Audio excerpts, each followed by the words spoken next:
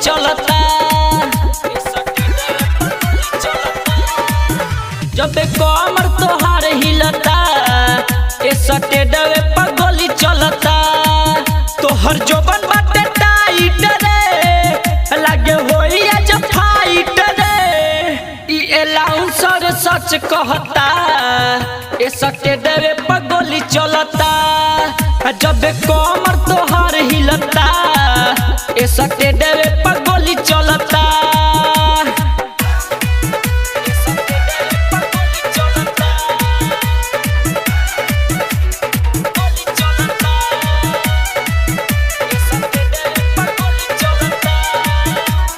DJ अरमान अदापुर। तोहर लहंगा के छोरी आज दिहे सबे खोली। सुनो बच्चा बुनाया जाए रानी।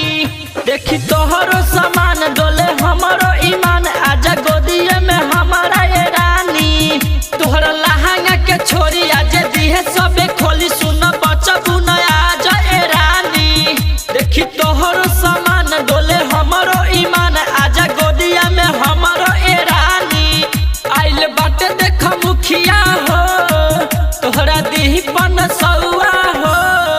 आ देखी तोहरा के मोछ ऐठता ए सटेडवा पर गोली चलता। जब कमर तोहार हिलता ए सटेडवा पर गोली चलता। ए सटेडवा पर गोली चलता। गोली चलता।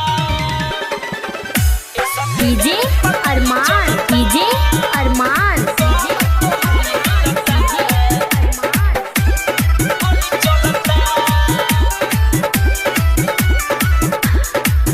नाचो तारू हो कमाल लागो तारू हो बवाल। संदीप छोरी ना आज ए रानी। मिथिलेश मिथला कहे नाचो होई रात भर पन सुइया उरी ए रानी। नाचो तारू हो कमाल लागो तारू हो बवाल। संदीप छोरी ना आज ए रानी। मिथिलेश मिथला कहे नाचो होई रात भर पन सुइया उरी ए रानी। आइल बारू बंगाल से नाचो तारू पूरा रात से। श्याम में तोहरा के रोज देखता ए सटेडवा पर गोली चलता।